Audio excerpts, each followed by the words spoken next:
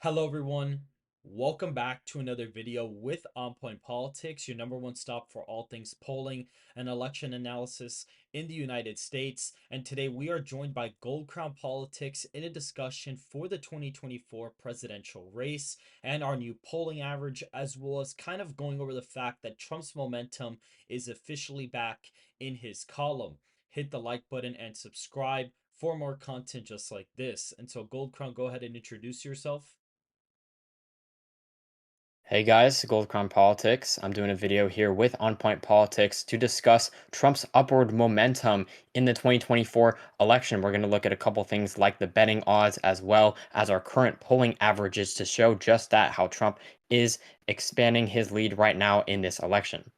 So first of all, looking at the poly market odds is very interesting because right now the DNC is happening currently as we speak. The Democrat National Convention is occurring, and right before the DNC, I believe on August 19th, Harris was at 51% to 47% odds at winning the presidency. And literally, right as the nighttime came, Trump gained a little bit, and then the next morning Harris was still at the same amount. And by, literally 8 p.m. yesterday, Trump was the favorite to win. And then by the morning, he was effectively the favorite as well. And then now she's just been kind of falling in the betting odds. There's been around over a 10-point net shift in Trump's chances. And in some of these swing states, Arizona went from leading Harris to Trump being ahead by 8. That's like a 10-point shift there. Pennsylvania, she was ahead by a couple points, like an 8 net point shift there. Georgia also had like a net, 8 to 10 point shift. A lot of these states did.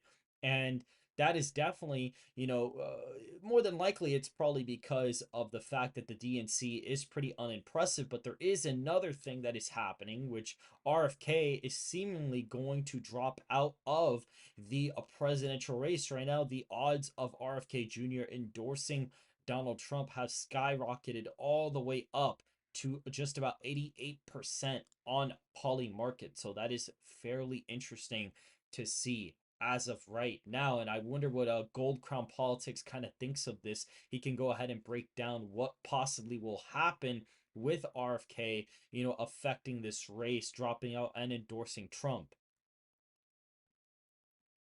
Certainly, if you do look at an RFK Jr., he is pulling currently at about 4 to 5%. And if you look at aggregates such as RCP, for example, in our average, he is about 3 to 4% as well. And so, Kennedy, he certainly, if he does drop out and he ends up endorsing Donald Trump, which many sources say that he is rumored to do so, that would certainly have an impact on this race. The betting odds are certainly showing that he has a very high likelihood of dropping out as well. His VP went on the podcast on a podcast recently, and she did express how there's a good chance at least that if they do drop out, that they would be supporting former President Trump. And if we look at the betting odds, that's certainly you could certainly surmise that Donald Trump would probably spike in the betting odds. Maybe he'd go up to like 55 or 60% if a guy like RFK Jr. were to support him, and we'll have to see how that will impact the race in the coming months. It is definitely going to be an interesting development to see shake out. Looking at our average, I will briefly explain how this works. We go ahead, find the margin for each of the pollsters' averages in 2020. We look at their current sample sizes based on a certain number of polls that they currently have in the average. We also look at the margins they have right now and their polling error and whether or not they have a registered or likely voter screenings. And we go ahead and plug in the averages, and based on that we grade them based on their electorate. So the closer they are to having a tight electorate, the higher score they get on this part of the grading system. In their sample size, depending on how many polls they have out in their sample size, the higher the grade is, the higher the score they're going to get. Same thing with the margin of error. The higher the scores, the less likely they were to have had a pretty high margin of error, and they basically get an extra point if they have a likely voter screen.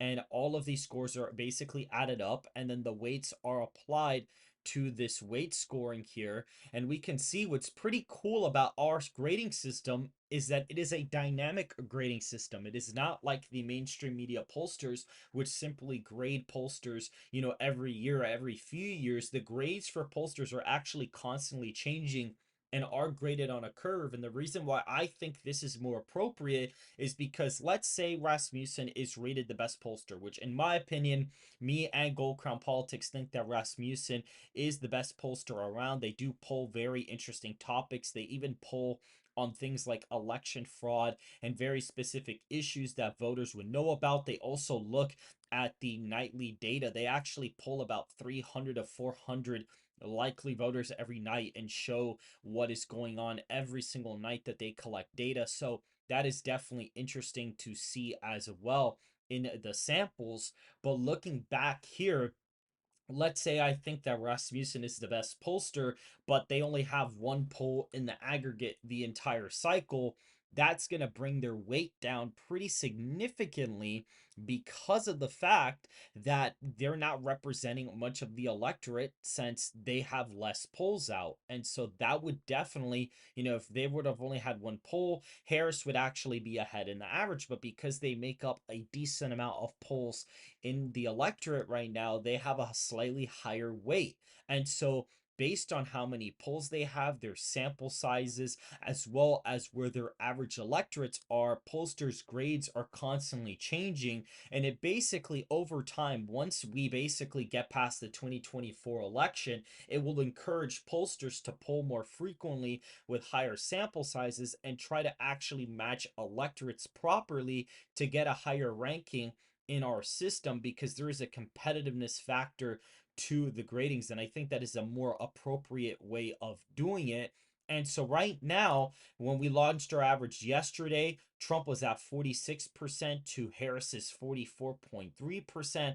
Trump is now at 45.5% to Harris's 45.2. An Economist slash YouGov poll did come out with Harris gaining from her previous poll. So that's where you kind of see that surge. And we did also add two other pollsters that have been included in the average. And what we are doing is we are actually leaving Kennedy in the average. And the reason why we're doing that is because we are going to actually let his numbers naturally fall down to zero as the aggregate continues, because we want to see who is going to gain what from Kennedy's support. So if Kennedy goes down to zero and Donald Trump ends up taking a 3-point lead, it's going to be very apparent that Trump basically got a majority of Kennedy's support. And looking at it that way, it's going to be a far more interesting way of looking at the data and who Kennedy was or is actually helping out right now. The third parties of West and Stein are at very low vote shares, literally less than a point nationally. Undecideds went down just a tiny bit, between yesterday and today. And so right now, looking at the electoral map, me and Gold Crown Politics are going to kind of do a consensus map based on where we think all the states are going to be as of right now. So I'll actually let Gold Crown go ahead and talk about some of the safe states for this election. So some of the safe states for Kamala Harris starting out would be the states of Washington, Oregon, California. I would say you can definitely put the state of Illinois into that column in a tied national environment. I would say you could probably put the state of New York as well. You can put Vermont, Connecticut, New Jersey, Delaware, Maryland, DC, Massachusetts, and Rhode Island, as well as the state of Hawaii and Maine's first congressional district as well. And I believe that is all the safe states. Correct me if I'm wrong, but and then as some of the safe states for Trump would be Montana, Idaho, Wyoming, Utah, both Dakotas up there, Nebraska, including its second or pardon me, its first district, Kansas, Oklahoma, Arkansas, Louisiana, Missouri, Tennessee, Alabama, Indiana, Kentucky, West Virginia, South Carolina, Alaska, and I wouldn't quite put Maine's second congressional district there yet. I think it's still likely.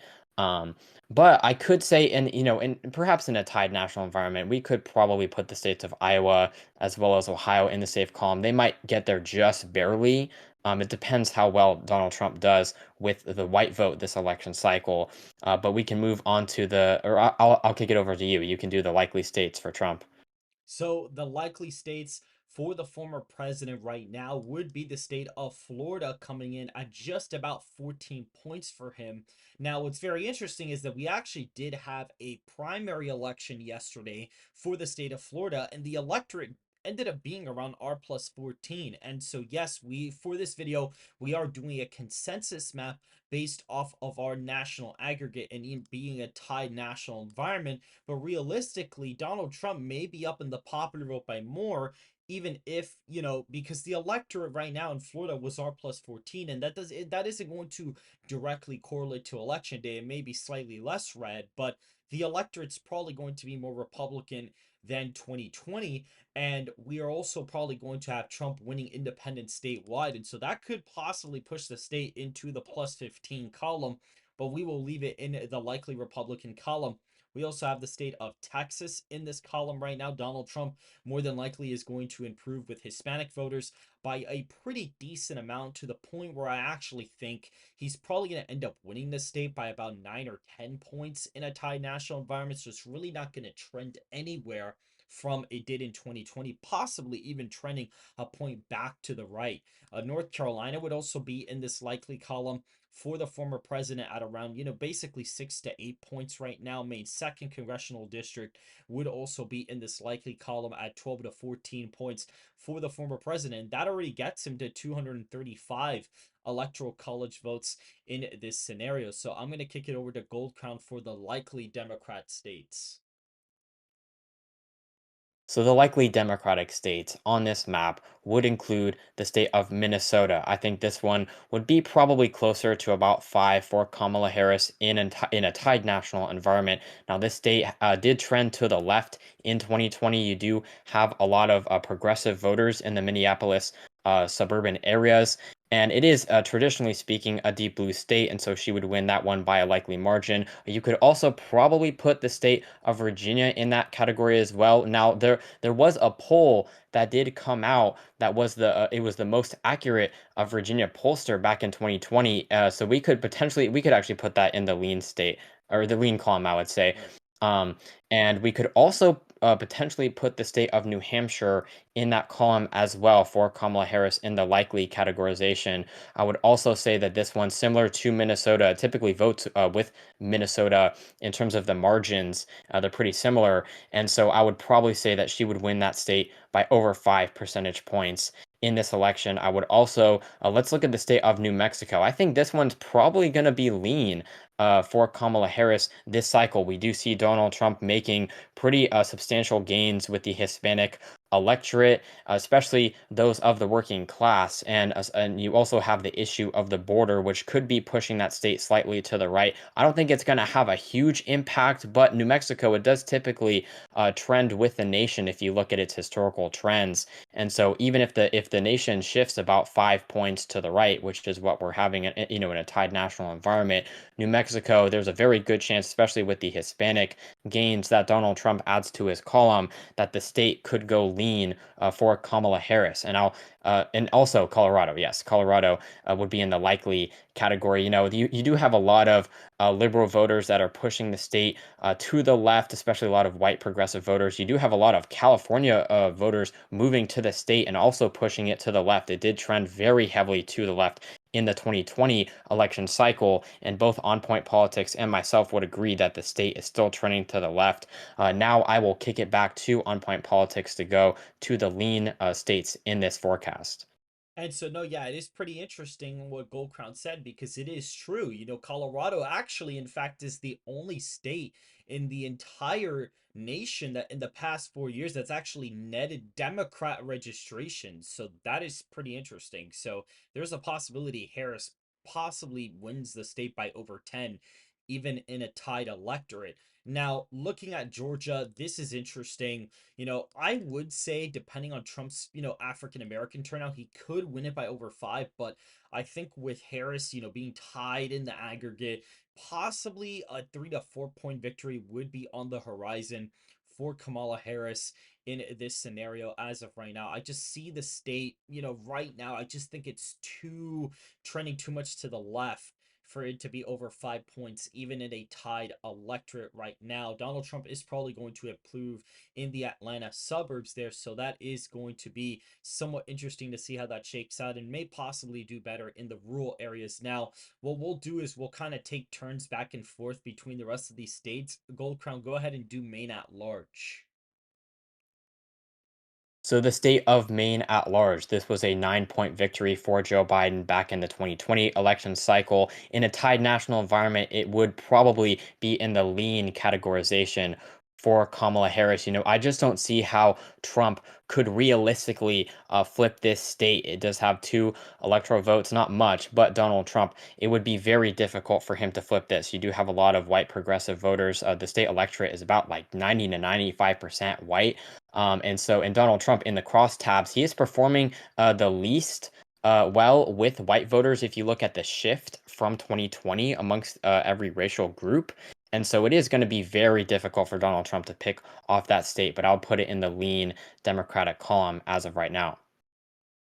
That is very, very interesting. Looking at Nebraska's second congressional district, I think this one's going to be interesting. It's kind of hard to tell. This district was redrawn to be more Republican friendly, so it's a little bit iffy, but I'd say maybe Harris is the slight favorite to win the district right now. It's kind of a competitive race, especially in a tied electorate. Now, Arizona. This one's interesting. Possibly a 3 point victory in this scenario. I think Trump would do well with Hispanics, but kind of, the white vote would still trend to the left a little bit. So it would be a little bit concerning here. But I think more than likely it would be in the lean Republican column. I think Trump will more than likely flip Maricopa County and probably gain in the exurban areas and the outer parts of Maricopa in the state as a whole. Now, go ahead and do Nevada. So the state of Nevada, this state historically has been trending to the right in recent election cycles. In a tight national environment, I would classify this state as lean Republican for Donald Trump. It would be about a 4 to 5 point win. It could potentially go into the likely Republican column, depending upon how much gains we see for Trump with the Hispanic vote in Nevada. It is a very working class heavy state. It is one of the least college educated, and Republicans are gaining in states like that. And so I would definitely expect to see the state trend to the right. Of course, back in 2020, it did vote 2 points to the right of the country. And so if you saw a 2 point a relative shift to the right, it could be voting about 4 to 5 points to the right of the country. And so in a tied national environment, that's how we get that margin there, about 4 to 5 points for Donald Trump.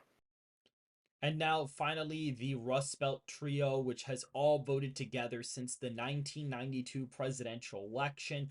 Gold Crown Politics expects these states to trend to the left compared to the nationwide environment due to the fact that white voters are the group that Trump will probably improve the least with compared to 2020. I still believe that Wisconsin may possibly trend to the right. However, what I'll do is I'll go ahead and do Wisconsin. I think this one would be lean in this kind of electorate right now.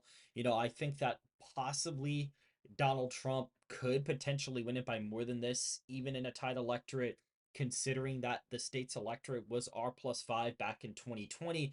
And independents may not break for Harris the same way they did for Biden. So it's possible it could be in the likely column very narrowly. However, I am going to put it as a lean for this consensus map video. And actually, Go Crown, I'll let you go ahead and do Michigan and Pennsylvania as of right now. So to finish out this map, the state of Michigan, this state is certainly the least favorable to Donald Trump.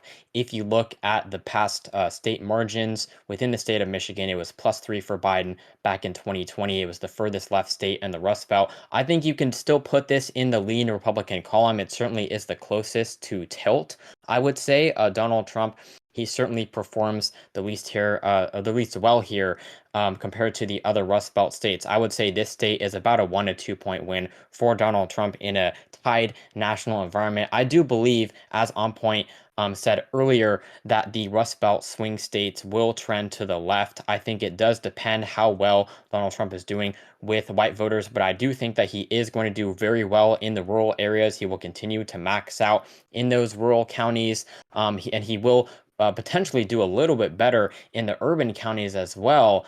And this would be about a 4 point shift to the right from 2020 for Michigan. Now, the state of Pennsylvania, I definitely think that this state is certainly more favorable to Donald Trump than the state of Michigan. I would definitely put it in the lean Republican column, probably about a 2 to 3 point win, depending upon how well he does in the state. I definitely think that in the Philly suburbs, where you do have a lot of African American voters, the state also has a good amount of Hispanic voters as well. That's definitely something to note. And Trump, as I mentioned earlier in this video, is performing really well with the Hispanic vote. And so the state, it's certainly more favorable to him than Michigan. But as On Point illustrated earlier, these states, they typically vote in tandem with each other. For the past 8 election cycles, they've all voted with very similar margins. They've all voted for the same presidential candidate. And so I would expect this trend to continue in 2024. And in a tied national environment, I do believe that even if these states trend to the left, the Rust Belt, Donald Trump would still be winning them fairly comfortably in this forecast.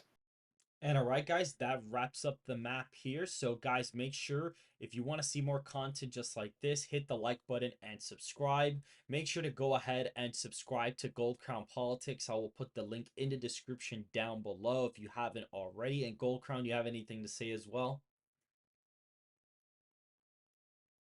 Thanks On Point for having me on this video. Do subscribe to me, guys. My name is Gold Crown Politics. Do make sure and check out my channel, and we will see you guys in the next video.